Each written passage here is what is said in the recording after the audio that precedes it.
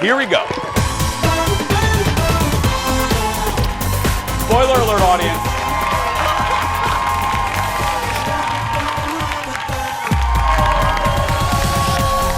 Come on, run it. I missed you.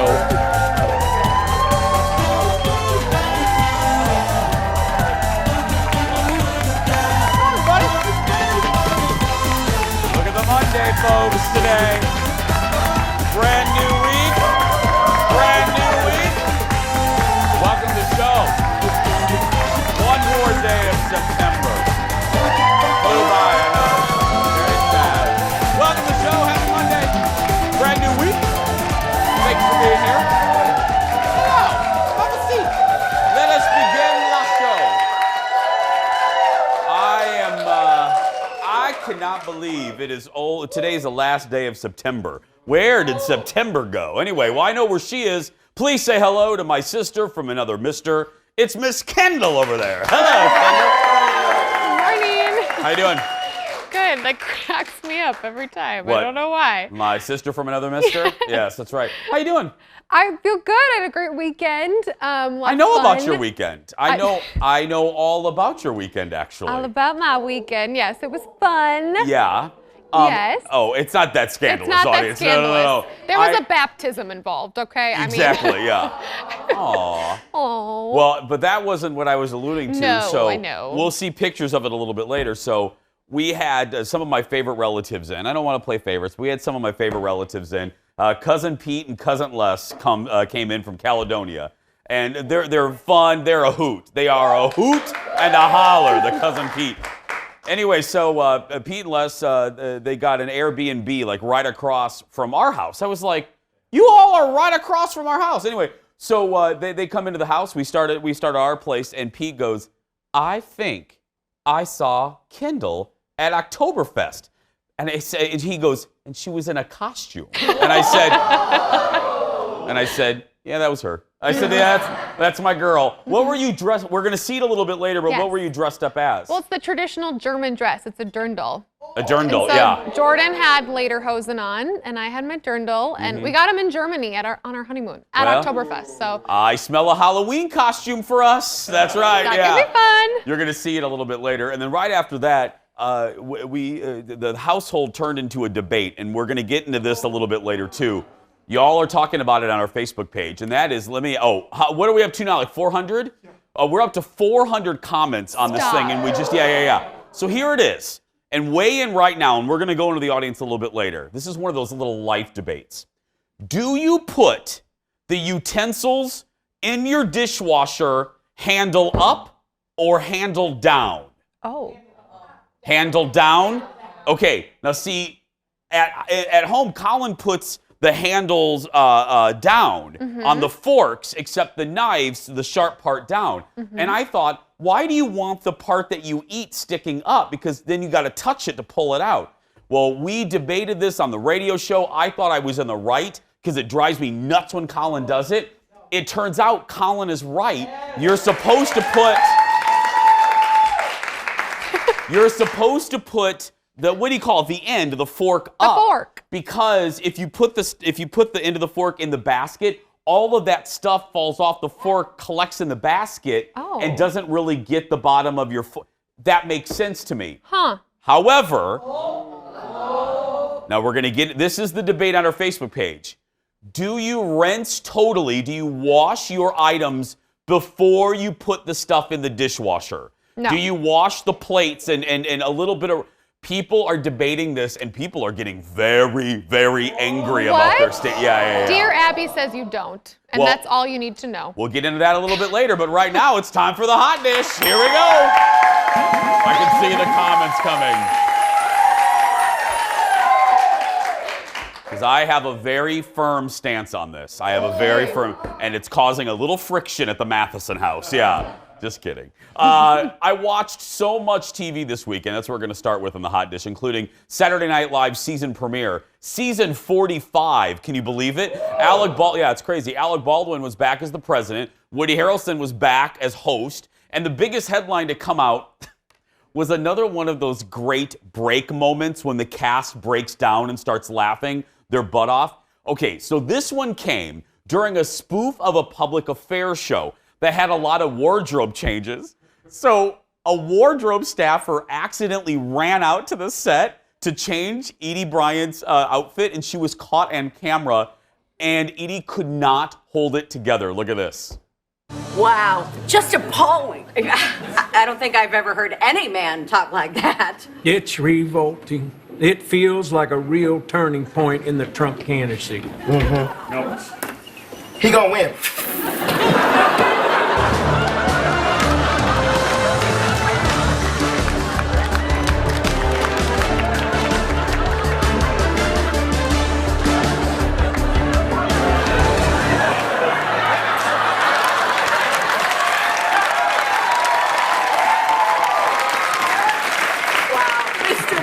I'll admit that you were onto something back then. But I believe that the arc of the moral universe is wrong, but it bends towards justice. Hear, hear. Well said. Well said. I love that. They used to do that in the Carol Burnett show. Oh my God! Brad, get out of here! We're back on, Brad. I didn't know Brad also does wardrobe here. I didn't know that. Where did we get a wardrobe person? Yeah. Anyway, you need to do something about my brown shoes, right, lady that writes me every day? Oh. By the way, I'll show it again. Eric, get a shot. This woman keeps emailing me that all I wear are brown shoes. Lady, I went to DSW this weekend just for you. There we go. There's some gray shoes.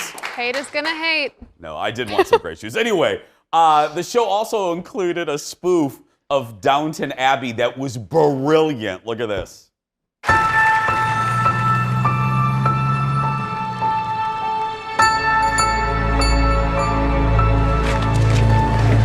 Is this Downton Abbey? Yes.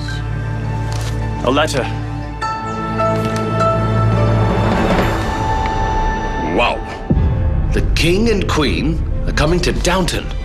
Here, but this is a castle. Well, we'll never pull it off. The beloved television show is now a feature film, and it's mostly about cleaning. We only have 80 servants, butlers, under-butlers, and valets. It'll never get done in time. How long do we have? A year and a half. A year and a half.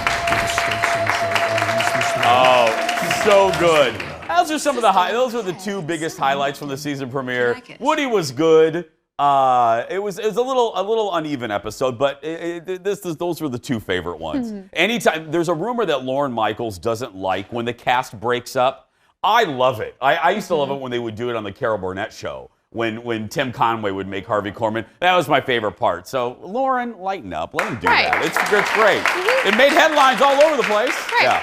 I get it. If it happened all the time, it would get bad, but it doesn't happen very often. No. And when it does, it's very appropriate. It's hilarious. Next in the dish, nerd alert, nerd alert, nerd alert. Big news for Spidey fans. Now, all kidding aside, this was the big headline over the weekend in the world of entertainment. So here's the deal. You may remember that Sony and Marvel, who owned by Disney, broke off contract negotiations, putting all future SpiderMan movies under the Marvel umbrella in doubt, because, Marvel was helping Sony with the last two Spider-Man movies.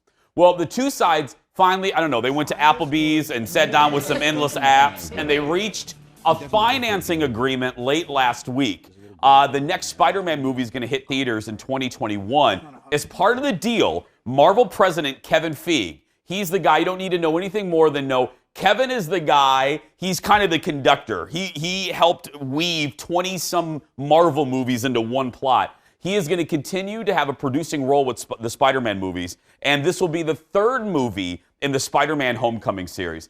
Basically, if you're not a nerd like we are, all you need to know is this is really good news for fans, that these two studios pulled up their big boy britches and made a deal, because it's beneficial for Sony, it's beneficial for Disney, and for us fans. There haven't been better Spider-Man movies in years. Kevin Feige knows what he's doing. So this is a win-win for everybody involved. It really is, yeah. Yeah. So back to Applebee's.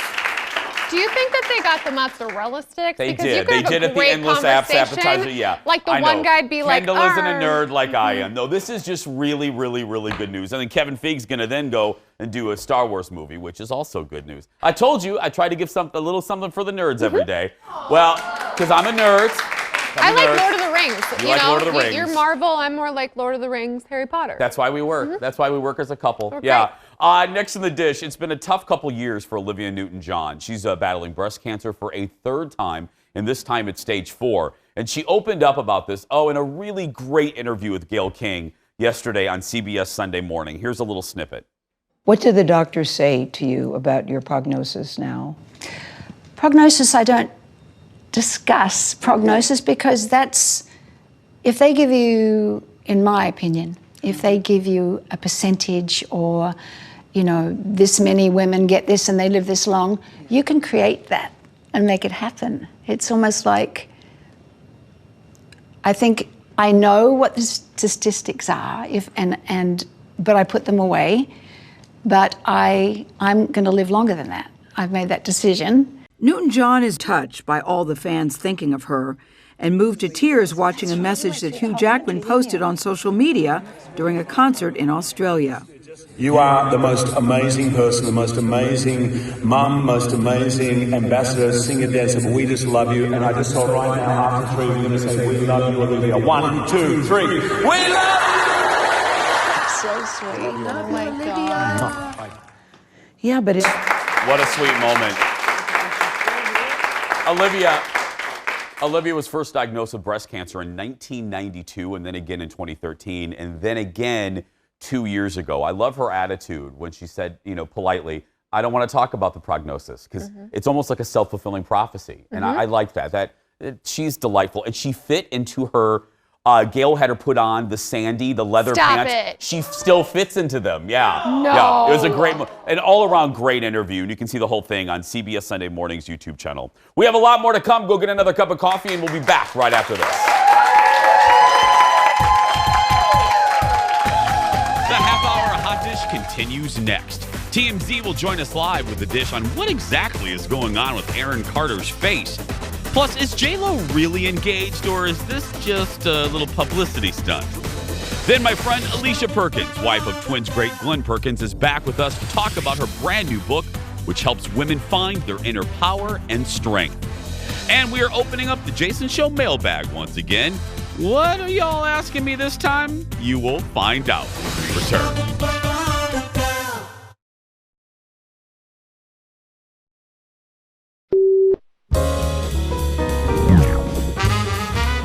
For just $45, you can bring home $10 worth of apples. Select from our varieties like huge, soft, Tiny hard, green, orange, and apple.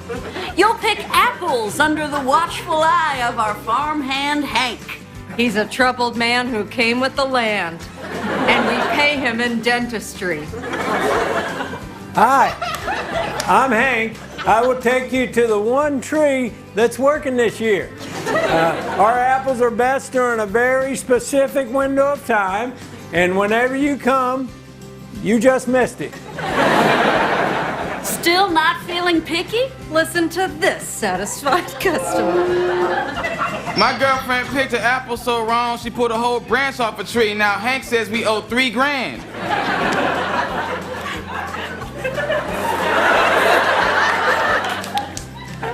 You also have a petting zoo. We do. Oh, more from the 45th season premiere of SNL. Oh, apple picking. That's right. Well, on Mondays we get a special serving of hot dish all the way from Hollywood. Ladies and gentlemen from TMZ, give it up for Sean, everybody. Hi, Sean. Hey, Jason. How's it going? Good. How are you? I'm good, thanks. Okay, I don't even need to prolong this question. What is up with Aaron Carter's face? It's a good question. So he debuted a new face tattoo over the weekend. He posted about it on Instagram. It is on the side of his face. It is hard to miss. It looks like it could be the Medusa, the Greek monster with snakes for hair. We've also heard that it may have been inspired by a Rihanna photo shoot. Also on his cheek, you can see the word love put across his face right there. Now, this is right after he has recently ditched his guns and told us that he's getting some treatment for dependency on Xanax. So it's interesting to see that this is now his next move, but a lot of people are sort of concerned about him right now. Yeah, and it's, you know, it's tough. Like, you want to kind of smile and laugh, but if he's dealing with mental health issues, you kind of want to stay away from that. But wow, that is a large, large tattoo. It is very large. Yeah. Okay, moving on. Kanye went to church yesterday, brought his A game. That's right. So we got video of him at church freestyling, and this is all during a weekend when there was a lot of speculation about his new album, Jesus is King. You'll recall that this is happening at a moment where he's been getting more into gospel music. He's been doing these Sunday services, and as we said, you know, freestyling at that church service. The album was originally supposed to debut on Friday, but then was pushed back to Sunday, and we've just learned today that there actually is no release date now. It is TBD. The album is apparently finished, but Kanye, every time he hears it, he wants to tweak something. He's been having listening parties over the weekend. People seem to be responding well to it, but everyone's wondering when they're going to get a chance to hear it. Yeah. Well, finally, you know, we talked about Aaron Carter having problems. It seems someone else is having some problems. Mama June. But her family's not giving up on her. What's going on with Mama?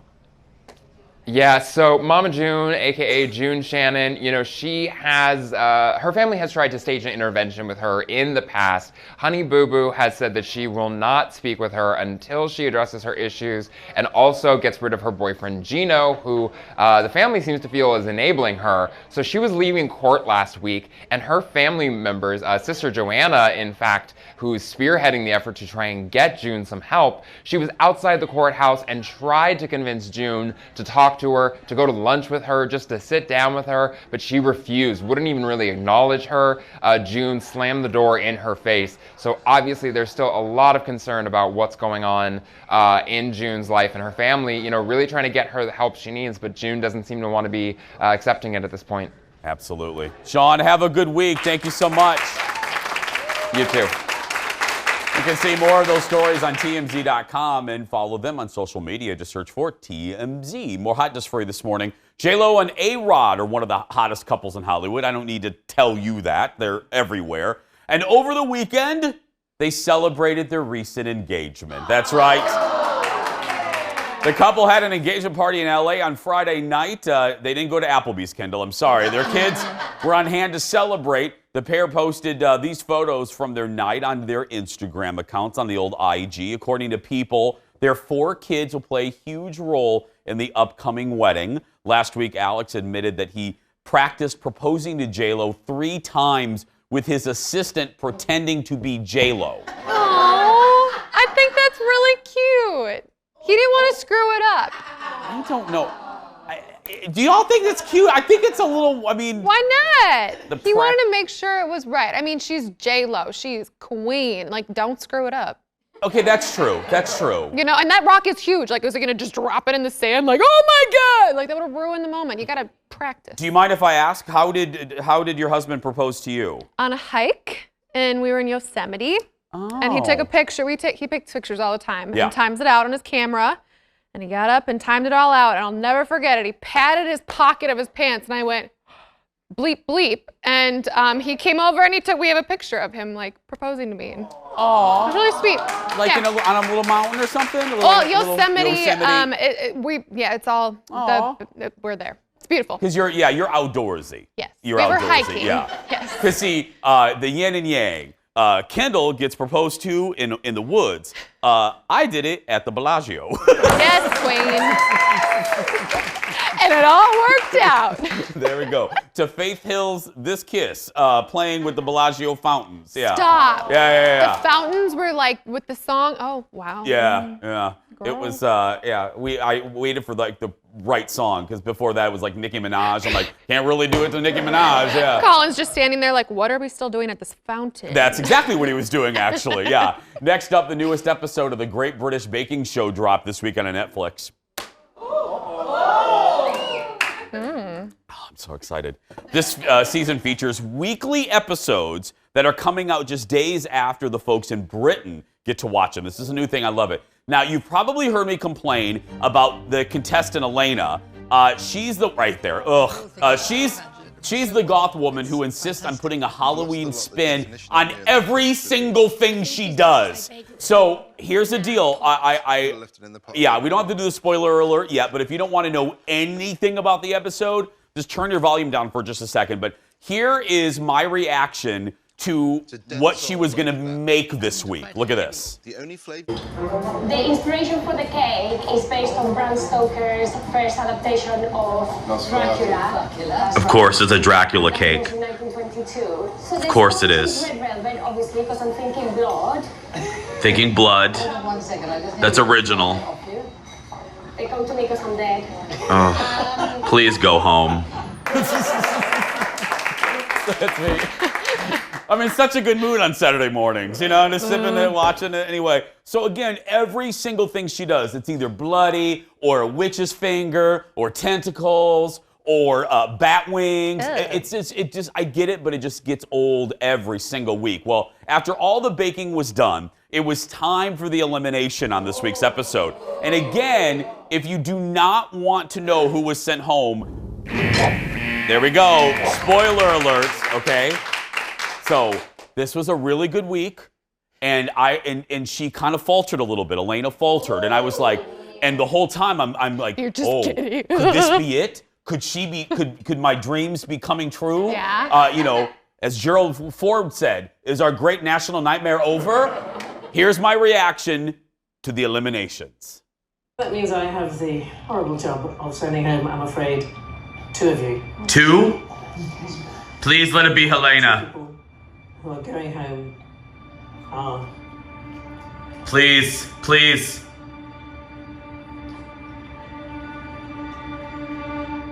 Michelle and Elena. Oh, thank you, Oprah Winfrey. Bye, Helena. Don't let the cobweb door hit your butt on the way out. Oh, bye-bye. Bye, Elena. I'll miss you. To be here, to get started. I like you. Okay, the audience, the studio audience is taking pity on Elena. Here's the thing that I will say. I'm being goofy for this show, but this is the jewel of the Great British Bake Off. The truth of the matter is, everybody on that show is so gosh darn nice. You really can't dislike anyone. Elena's a really nice. She seems to be sweet, and everyone likes her. That's what I love about this show. Even the really annoying ones are still British and sweet. You know what I mean? You really can't hate anybody on this show. Right. Because my favorites still are Michael. And he's the one who dresses up in like the that's Henry. Oh, okay. I love Henry. And Michael is the one, they call him the crier because he does cry a lot. But I can relate to that. I mean, you know what I mean? Why is he always crying? Well, because it's stressful, girl. I mean, if you're sponge... But why is he crying? Because if he... He's British. Get it together. Buck up. Well, you would cry too if you messed up your sponge. You know what I mean? I would cry if I don't even know how to make a sponge. You don't understand. It is I don't. You don't. It is so high. It's so high pressure. They have to make these beautiful things, and then they're sweating, and then Paul Hollywood says some snitty little thing. You know, your sponge is dry. It's crushing. It's soul crushing. Let Michael cry. Let him cry. Yes. Okay, your sponge is dry, soul crushing. Got it. Got it. Thank you. Okay. New episodes of the Great British Baking Show are released on Fridays on Netflix. This is the current season. If you haven't watched it, you can go back and watch all the other ones, especially the really good ones with Mary Berry. Those are my favorite seasons. Yeah. I like Prue. Like, no hate on Prue. Mary Berry's better. Still ahead, everybody. Good friend of the show, Alicia Perkins, is back to talk about her brand new book, Tackling Mental Illness. So we'll be right back, everybody. Back after this. Keeping women strong.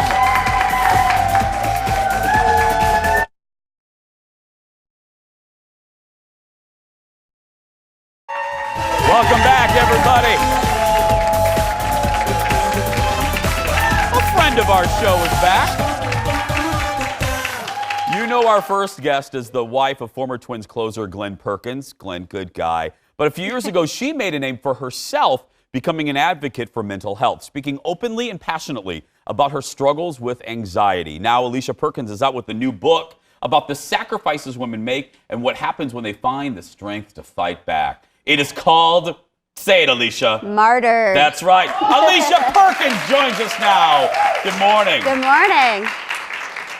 What I just said to Alicia, because we're friends, and I said, you were already busy. Yeah. And what made you, all kidding aside, what was the catalyst for this? Honestly, it's kind of a funny story. After writing Running Home, which was more memoir, I actually wrote a book by Stephen King called On Writing. And in there, he talks about how when he writes, he actually just takes a character and puts him in a situation and just goes. Like, he doesn't plot or anything. And so He doesn't map out the trajectory of the characters. And so I was like, oh, that's an interesting exercise. And I've always kind of been very right-brained. And so I gave it a shot. And it was like an awesome creative outlet and just kept going. Give us the through line of what the book is about. So it's, I'd like to say it's a story about female empowerment. It's a story where cultural misogyny meets the power of female friendships. Okay. Yeah. So 3 friends right in the book. Three friends. The focal points. Yep. 3 very different women, but have been friends for years. So. Is there a character, because they say writers write about what they know.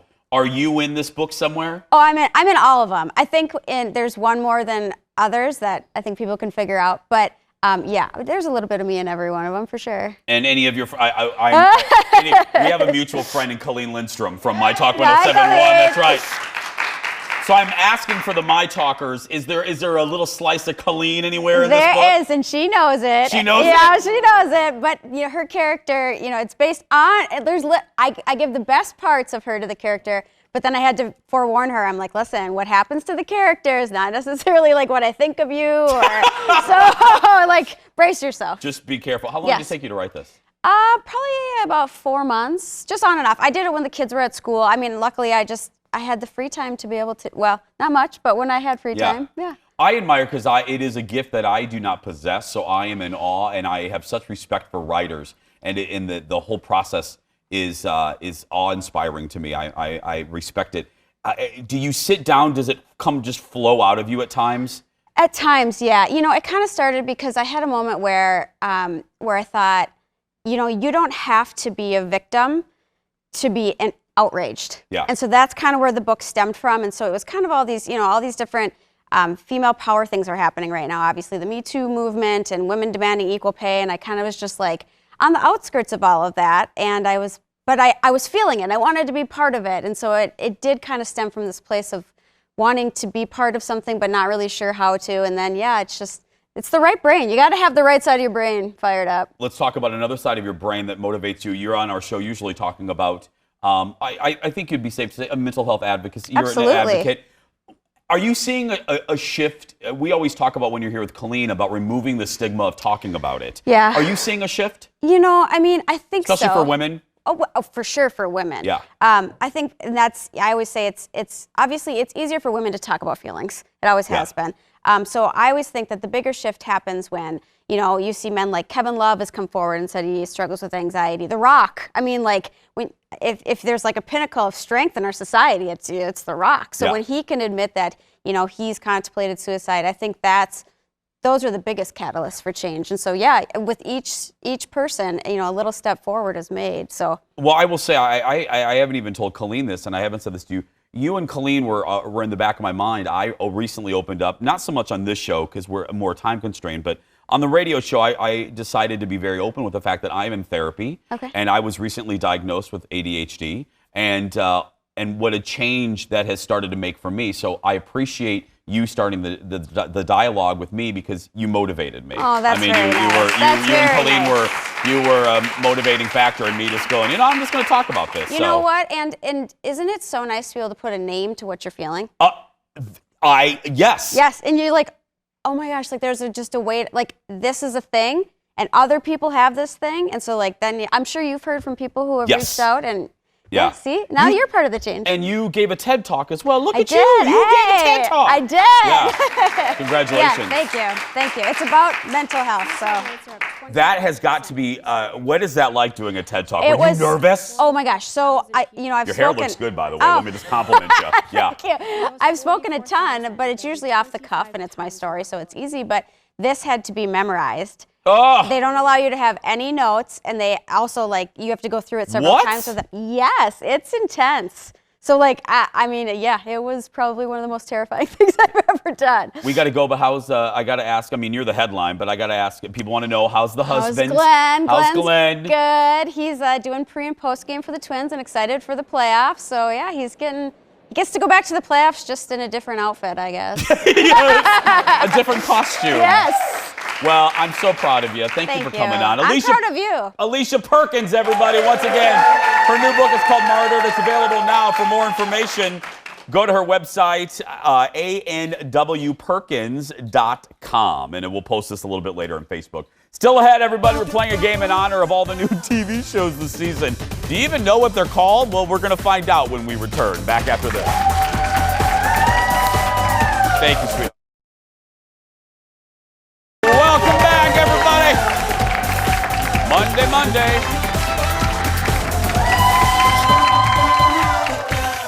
Well, networks and streaming, with networks and streaming, I should say, there are more TV shows than ever. Listen to this, nearly 500, according to some studies.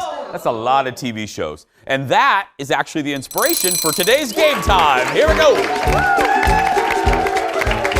Very easy. Today's game is called TV Show, Real or Not. It's easy. I'm going to give you the name of a potential new TV show on network TV. So ABC, CBS, NBC, Fox. And you have to guess if it's real or fake. Playing today to my left, please say hello to Kareen, please.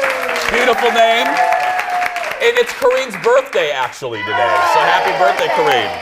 And over here, it's not her birthday, but we still love her. It's Crosse. There we go. Okay. Here we go. Hands above buzzers. You can buzz in as soon as you hear me say real or fake. First one. The TV show Bluff City Hall Law. It's about a father-daughter law firm in Memphis. Real or fake? Kareen. Real. You are right. It's real on NBC.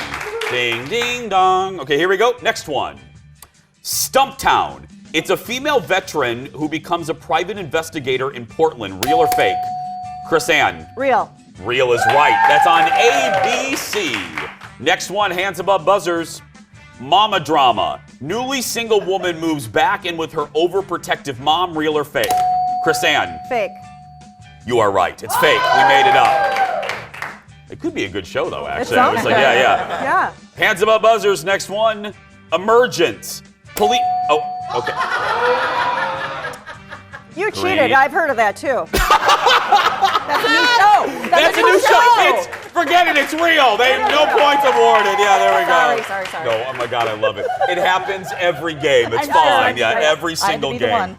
It does sound good, though. Well, if you want to know, it's a police chief who finds a child near a mysterious accident. Yeah, there we go. Okay, Kareen, Chrisanne, hands above buzzers. The Unicorn. This is about a widower with 2 daughters who re-enters the dating scene. Real or fake? Chrisanne. It's real. It is real on CBS. Did you watch it? No, but I've heard of it. The commercials, yeah. Why the unicorn? Anyway, okay, hands above buzzers. Born in Indiana, a small-town girl brings Midwest sensibility to a law firm in LA. Real or fake? Kareen? Real. No, it is fake. It is fake. Studio executive Jeff Orcutt made that up over there. Yeah, okay, here we go. Hands above buzzers. Sunnyside. It's about a former city councilman in New York City who loses his job and tries to redeem himself. Real or fake? Chrisanne. It's real. You are right. It is real on NBC. I have never heard of Sunnyside. Did you hear of it? Or did you guess? No, I didn't. Right. Okay, here we go. One more. Hands above buzzers. Frank Loves Veronica. This one is about a busy guy who meets a single woman bus driver and falls in love. Chrisanne. Fake.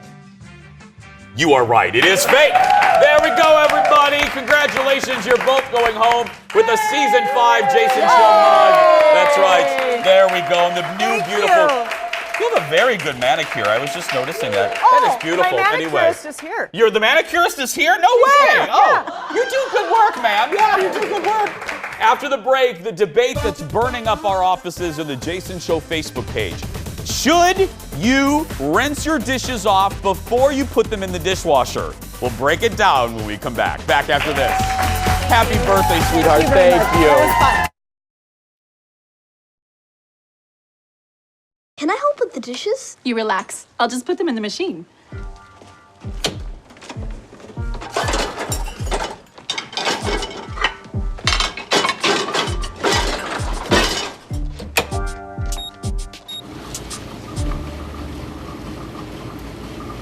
I don't get it. Why would you put dirty plates in the drying rack? That's just it, Eddie. It's not a drying rack. It's a dishwasher.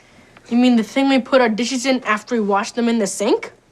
The drying rack. Darn it, Edwin, that's what I'm telling you. It's a machine that washes the dishes for you. Exactly, child. Exactly. That scene from the sitcom Fresh Off the Boat on ABC is all about dishwashers, and that's actually what we're talking about today. I love this. It's a common debate in many families, including mine. Do you rinse, or if you're my mother-in-law, do you just totally wash the dish before you put them in the dishwasher? Again, this started yesterday in my house because I was watching Colin painstakingly wash 3 glasses. 3 glasses. All that was in those glasses was ice, club soda, and some lime. And I'm watching him scrub them and scrub them and scrub them and then put them in the dishwasher. To which I had to stop watching or I was going to pull my hair out. Well, we posted this question on the Jason Show Facebook page, and within an hour received about 400 messages. Here's a little example. Deborah writes, hi, Deborah. Absolutely rinse. Helps keep your dishwasher working. I've had mine for 25 years, and it still works great. Wow, where's that? Where did you get that? That's the strong side of Sears right there. Okay, Carol says, the manufacturer of our dishwasher says specifically not to rinse the dishes beforehand. I'll get to that in just a second. And Christine says, I just put the dishes in the dishwasher as is, and I hope for the best. That's right, yeah. Dishwasher manufacturers say there's no need to, now this is official, this is we did the research here. Dishwasher manufacturers say there's no need to rinse dishes because sensors in the machine won't pick up any food particles, leading to a less thorough cleaning. Now, I remember this from years ago on the Fox 9 Morning News. Our buddy M.A. Roscoe was at Warner Stallions or some appliance place, and the expert said that you need the food on there to work with the enzymes to get the cleaning proper. Well, anyway, let's talk to some audience members with some very strong opinions on this. I'm going to go up here. This is the very opinionated manicurist that I referenced earlier. Now, you basically have the definitive word on this. What is it? According to my manufacturer's directions, the silverware goes down. Okay. So the part of your food utensil is up and the handle part goes down. Okay. Okay. So that way. I admitted I was wrong on that one. I'm going to do that. But what about washing the food off totally? Now, according to my husband, who is an executive chef. Okay. Who knows a thing or two about dirty dishes. Right. You do need to leave some food on there. Now, if it's, say the restaurant, you have to scrape off the excess food because there's no garbage disposal in the dishwasher. Yes. Right. So, but yes, you need it on there for your solution to work that you actually put in there. Otherwise, it will not work as well. There we go. Executive chef, thank you so much. Is that what you were going to say down there? Come over here. Come over here. We have a little bit of a debate here in the audience. But anyway, now what do you say? I say that I always rinse my dishes. Yeah? I don't know that I actually trust the dishwasher to get it completely off and sanitize it.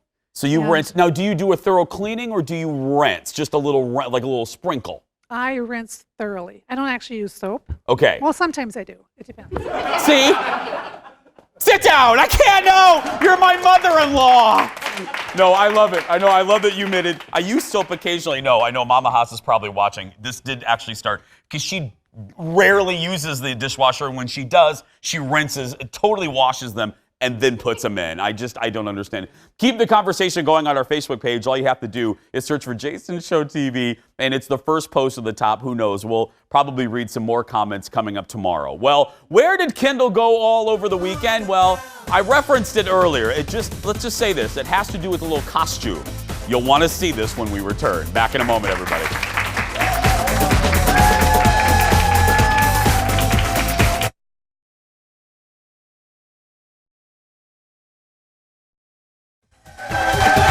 Welcome back.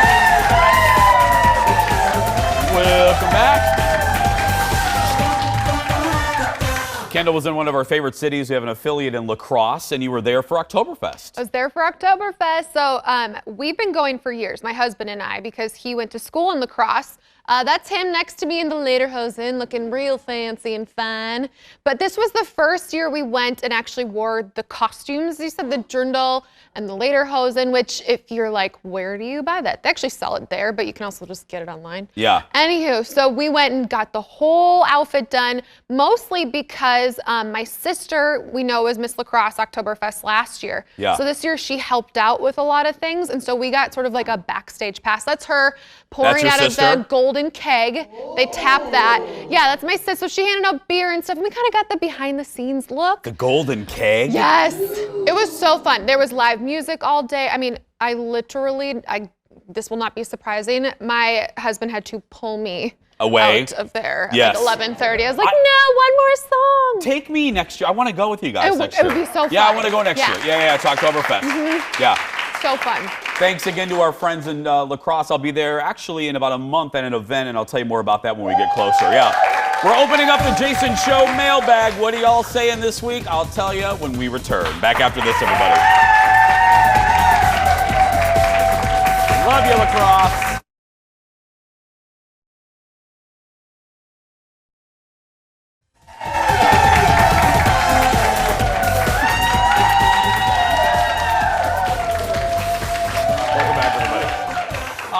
It is time once again to open up ye old Jason Show mailbag. So let's do that. Roll it, Leo.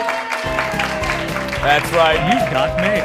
We have mail. Okay, so Kathleen is first up. Hello, Kathleen. Kathleen wants to know, Jason, if you were asked to be a celebrity on Dancing with the Stars, would you do it? Well, first of all, I would never be. I mean, you have to be like a national person, but it would. Yes, but it would freak me out. It would be one of those challenges that you conquer your fears. I would do it because I cannot. I've said this before. I cannot dance. Right. I do not have rhythm. I'm like Steve Martin in The Jerk. You know what I mean? Like, but that could Mama, be so I great. got rhythm. I mean, that's me. What? Could be so great. No, though. it won't be. It wouldn't be. It would be a disaster. Next, Margie says, I'm glad I can still watch your show on YouTube. You're so refreshing to watch. Let everyone forget about everyday life for an hour. Oh, thank you, Margie. That's nice. That's very sweet. Yeah, we say it all the time. When we were developing this show, Margie, I say this to the studio audience. We had these big whiteboards in our room of like, what do we want the show to be? And I'm not joking. I say this all the time. We kept writing keywords, and the word that we kept writing was fun. Mm-hmm. Fun. So we try to put everything through that filter, unless it's a cause that means something near and dear to me.